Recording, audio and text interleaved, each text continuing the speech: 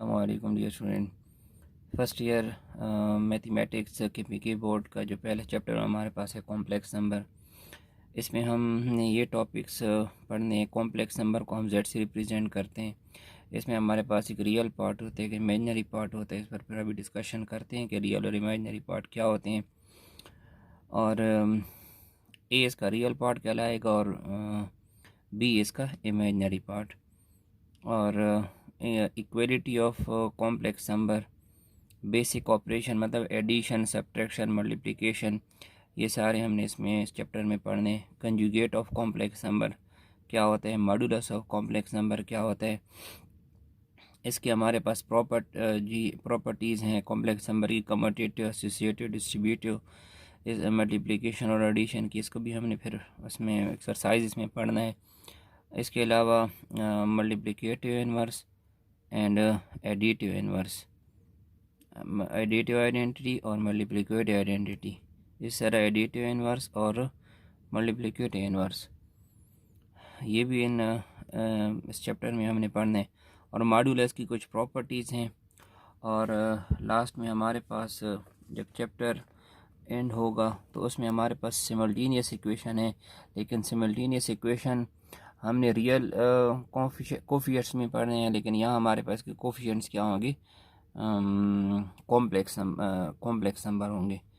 और इसको सोल्यूशन इसकी सॉल्व करने के वही कंप्लीटिंग स्क्वायर और बाई फैक्टराइजेशन, ये हमने कैसे सॉल्व करने, तो इंशाल्लाह इनको हम एक्सरसाइज में पढ़ेंगे। अभी थोड़ा हम कॉम्प्लेक्स नंबर के बारे में पढ़ लेते हैं। इन 1832 गास, और इसका एरिया हमारे पास था 1777 एंड 1855, ये इसका एरिया था। A German mathematician give the concept of complex number. सबसे पहले इस गास ने क्या किया था, कॉम्प्लेक्स नंबर का हमें कॉन्सेप्ट दिया था। डियर स्टूडेंट, ये एमसीक्यूज़ के लिए बहुत ज़्यादा इम्पोर्टेंट है। ये अक्सर एमसीक्यूज़ में आता है। 2013 और 14 का पेपर भी देखें, उसमें ये एमसीक्यूज़ में मौजूद है। As number of the form, तो इसको सबसे पहले फॉर्म, ये number a plus iota b की जो फॉर्म दी है वो हमारे पास इस गॉस ने दिया था। Where a is a real part and b is a and b are real numbers, जिसमें ए और बी रियल नंबर्स हैं। The number a is called the real part and b iota is called the imaginary part of this complex number. For example, the complex number -3 plus 2 iota has the real part a is equal to -3 and imaginary is a is equal to 2. तो इन a plus iota b if b is equal to 0, मतलब इसका जो हमारे पास imaginary part है, इसका हमारे पास imaginary part अगर क्या आ जाए 0, then a plus iota b या b iota is equal to a plus 0 iota is equal to a is a real number। मतलब इमेजनरी पार्ट जब इसका ख़त्म हो गया तो ये सिर्फ और सिर्फ हमारे पास क्या बन गए, रियल नंबर बन गए।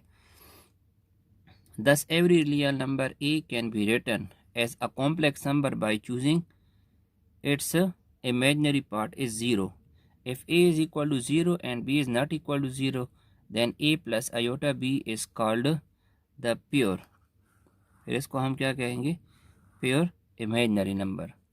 मतलब ए अगर 0 हो जाए तो ही प्योर इमेजनरी नंबर है, और अगर बी इसका मतलब इमेजनरी पार्ट 0 हो जाए तो फिर ये हमारे पास क्या होगा, प्योर कॉम्प्लेक्स नंबर होगा। तो इसके लिए डियर स्टूडेंट ये नीचे एग्जाम्पल है, इनको आप देख सकते हैं। अब ये हमारे पास क्या है कि कॉम्प्लेक्स नंबर की डिफिनेशन है। The set of the all complex number is denoted by C. इसको हम किससे डिनोट करेंगे, सी से डिनोट करेंगे। That is C is equal to A plus iota B where A and B belongs to real number. इसके अलावा complex number को हम ऑर्डर पेयर में भी लिख सकते हैं। तो कॉम्प्लेक्स नंबर में also be defined as order pair of the real numbers. This complex number Z is an order pair. ये हमारे पास कॉम्प्लेक्स नंबर है, इसको अगर हमने ऑर्डर पेयर में लिखना है तो उसकी फॉर्म ये होगी, of real number a and b written as a और बी पैरेंथेसिस में, The first component A is the real part of Z and the second component B is called the imaginary part of Z, denoted by real of Z and IM, imaginary of Z.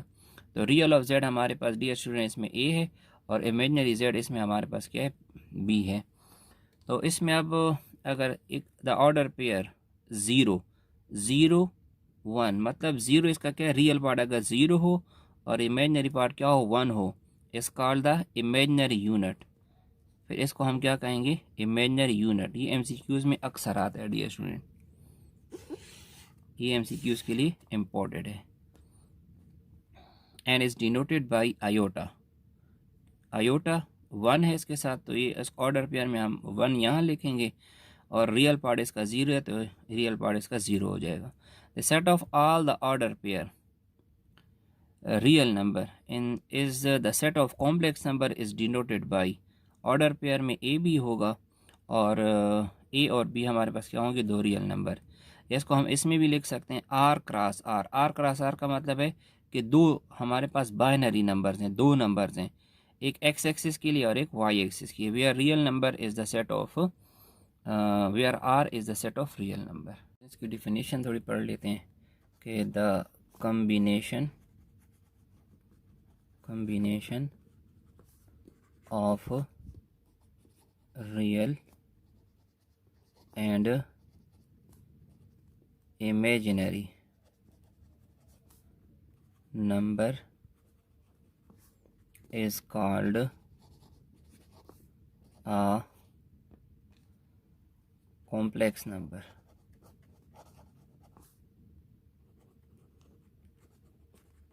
तो dear students को हम इस तरह लिख सकते हैं, that is complex number is equal to real number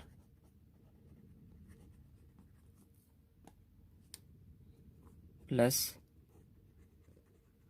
imaginary number.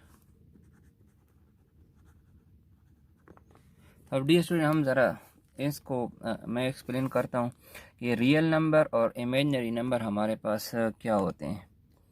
तो dear student हम जानते हैं कि अगर हमारे पास सबसे पहले हमारे पास जो नंबर ऑफ सिस्टम रिड्यूस हुई वो हमारे पास क्या था, natural number 1 2 3 and so on. इसके बाद डियर स्टूडेंट हमारे पास क्या है, ज़ीरो की इन्वेंशन हुई। तो अगर ज़ीरो हम इस सेट में डाल देते हैं तो फिर ये हमारे पास बन जाता है whole number 3 and so on. इसके बाद ये स्टूडेंट हमारे पास क्या है, पॉजिटिव नंबर 0 और इसके साथ फिर हमारे पास नेगेटिव नंबर भी आए। तो फिर इसको हमने क्या नाम दे दिए, इंटीजर्स का, -3 -2 -1 0 1 2 3 एंड सो ऑन। इसके बाद ये स्टूडेंट हमारे पास कुछ डेसिमल में आए, फ्रैक्शन में नंबर है, तो उसको हमने कॉम्प्लेक्स नंबर का नाम दे दिए। सो P बाई Q की शक्ल में हमारे पास होते हैं, where Q not equal to 0 and P and Q belongs to integers. और इर्रेशनल हमारे पास होते हैं जिसको हम P बाई Q की शक्ल में नहीं लिख सकते।